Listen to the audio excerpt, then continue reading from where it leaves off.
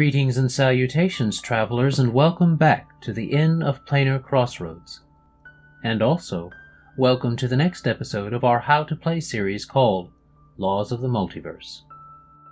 We have titled this video Fantastic Feats and How to Pick Them for two reasons. The first being we had just finished a binge listen to the Harry Potter series and couldn't resist a little punny alliteration. The second and more serious being that Open Legend does have some fantastic feats, and learning how to pick them is a lot more useful at this point in the series than trying to describe and evaluate each individual feat in one episode. Considering there are 78 of them in the core rulebook, not counting the multiple tiered ones more than once, I think we can agree on this point. But what to do then? These are important mechanical features of your character. Knowing how to pick them effectively is needful. Therein lies the very purpose of this video. To explain how to read, understand, and pick those feats. At some point in the future, we may go into the individual feats themselves, but since we kind of do that anyway during our conversations and character creations on the Around the Hearth chats, it is not currently a priority. To begin, while a character's attributes help define their competency at accomplishing tasks, feats represent that character's unique personal qualities that distinguish them from others attempting those same heroics. They allow characters to be lovingly crafted to perform certain actions exceptionally well. Take the martial arts grappler and the cyberdwarf trooper from before. They both could have a might of 5, but could use feats to better employ that might in certain ways. The cyberdwarf could take multi-attack specialist to reduce the disadvantages of becoming a veritable tornado of pain for his enemies, and trying to employ that oh-so-classic strategy of spin to win. The martial arts grappler, however, would likely prefer to take Bane Focus Immobile or Forced Move to be even more effective with their implementation of those Banes. Both of these characters are employing might rolls with these actions, but their strategy for that implementation is different. Their feats reflect that and make them better at those specific strategic approaches. When making a level 1 character, you'll have 6 feat points to spend. Don't worry, these points, like ability points, do not disappear if you don't spend them right away. This is why Open Legend character sheets have a spot to keep track of how many a character has available versus how many they have spent. This is usually enough points to start working toward the goal for a character's build. Now let's look at how to read and understand a feat when you find it in your book or online. A feat listing can look a little different depending on where it is located, but do present the same information. Each one lists the name, of course, but some also have some Roman numerals by the name in parentheses. These indicate how many tiers a feat might have. Tiers kind of indicate how much focus a character might place on that aspect of their abilities, and how potently those abilities can be employed. Do bear in mind that your character can, for multiple reasons, forego utilizing all these tiers at one time. They are more meant to represent the maximum level of power of the feat a character might have access to, not what they do all the time. An excellent illustration of this is the multi-attack specialist. If you want to use the benefits of this feat, you have to actually declare it, and sometimes a character won't want to because of the situation they find themselves in. The next thing that will probably be noticed is the cost. This, unsurprisingly, is how many feat points it costs for each tier of a feat. As an example, Fleet of Foot has a cost of 2 and has 3 tiers. This means that if a character wanted to max out that feat, they would end up spending a total of 6 feat points and gain a total of 15 more feet of movement per turn. But they may not want to have that heavy of an investment in the feat, but just want to get that little extra movement each round.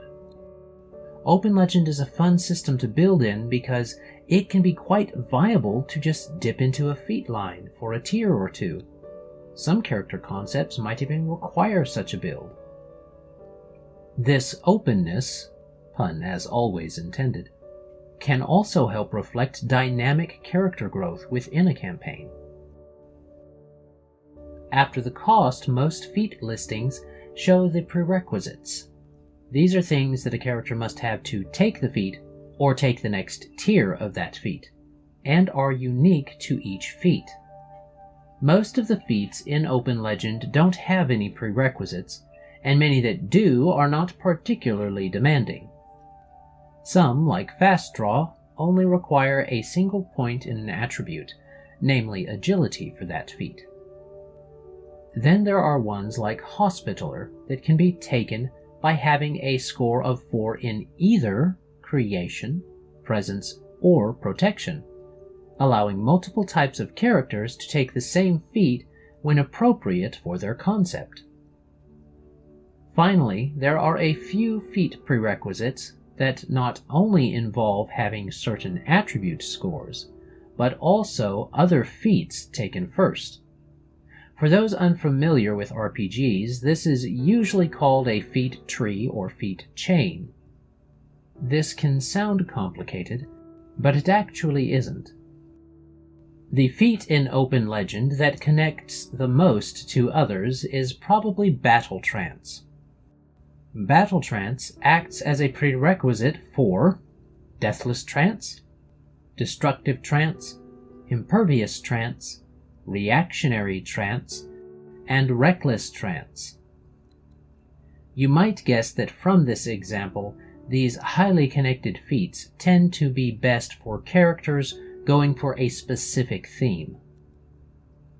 One thing to mention with these feat prerequisites is that, with rare exception, these are only the requirements to have the feat, not to actually employ its effects. To elaborate on this, let's look at a feat that functions as a prerequisite for several others: Lethal Strike. Lethal Strike has a prerequisite of Agility 3 for its first tier. This doesn't mean you have to use Agility to take advantage of the feat's benefits, just that you must have at least that much Agility to use it. Consider both the Hobgoblin Gunslinger and the Withered Hand. They both could have at least 3 Agility, but while the Hobgoblin Gunslinger would probably use that Agility to make a lethal strike, the Withered Hand would prefer to use a higher entropy attribute to really decimate the living. This can be really helpful to remember when thinking about how to mechanically achieve the desired character concept. Some really fun characters can emerge once a person wraps their head around that idea. The description portion of a feat in Open Legend is meant to provide an idea of the theming of that respective feat. The flying feat is a pretty good showcase of how some might find this helpful. It doesn't just mention the obvious idea of using physical wings, but also the idea of telekinetic and superhuman flight. A newer player, or even an experienced one that is used to a more restrictive system, could find these descriptions useful. The Bomb Squad crew over on the Avenue Studios YouTube channel actually have 3 players that use this feat in 3 different ways. So, as always, I recommend checking their game out too. The meat of what most people are looking for when looking up a feat comes next under Effect. The flying feat is actually a good one to bring up again, because it mentions that since flight can come from different sources, it can also be negated in different ways. To reiterate the book's example, anatomical flight might be negated by the immobile bane, but a magical or psionic-based flight would more likely be countered by the nullify bane. This helps add a fun layer of depth and strategy to even the narrative choices of a character's concept. Tiers can come up under the effect section too. Different tiers of feats usually offer increasing benefits to the characters that are invested in that line. These changes are very important on feats like Heightened Invocation, which affords different benefits at each tier.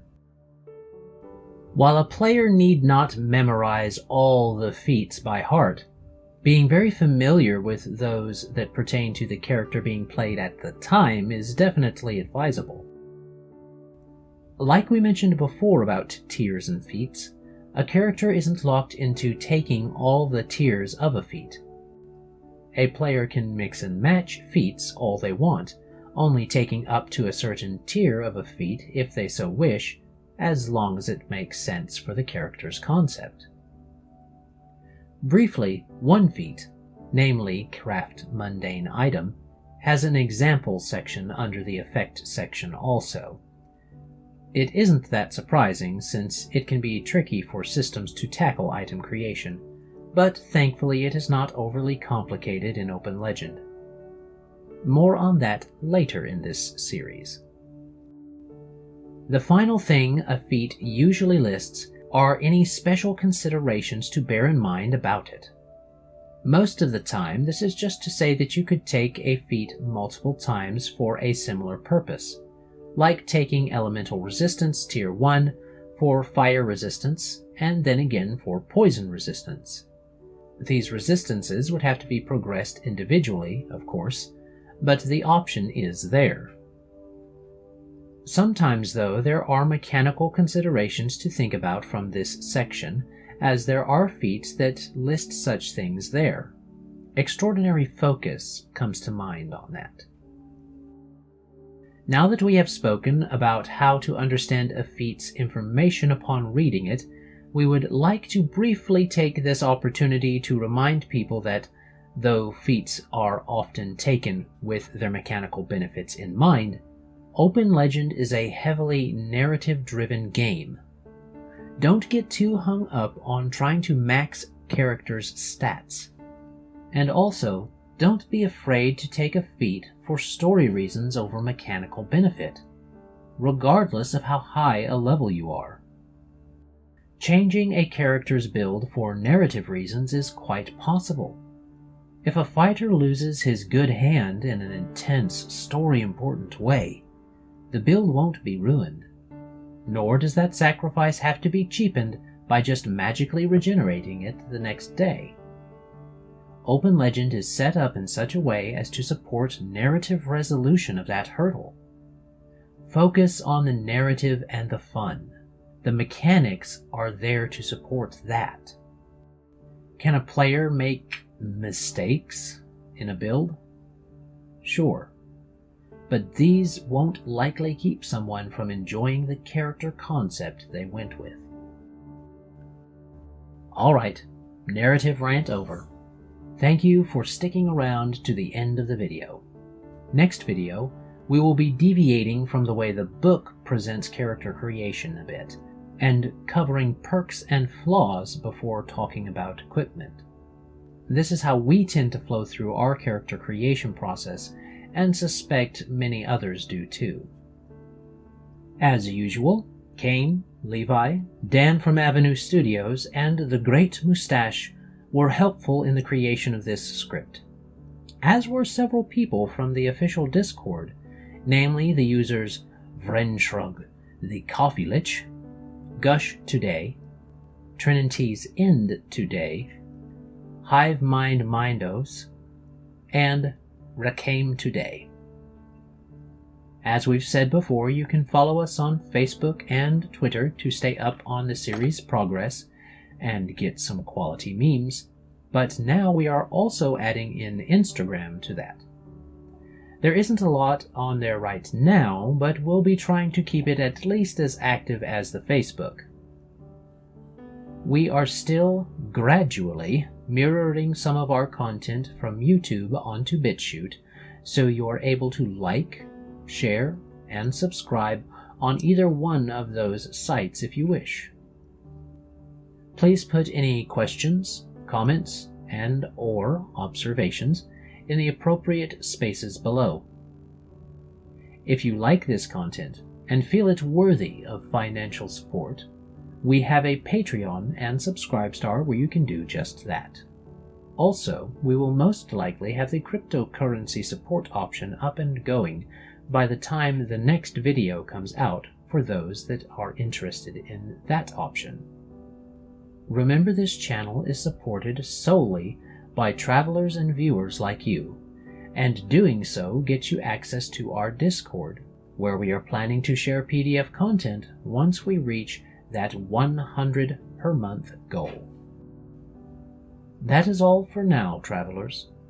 Thank you so much for watching until the end, and, as always, have a great day, God bless, and enjoy.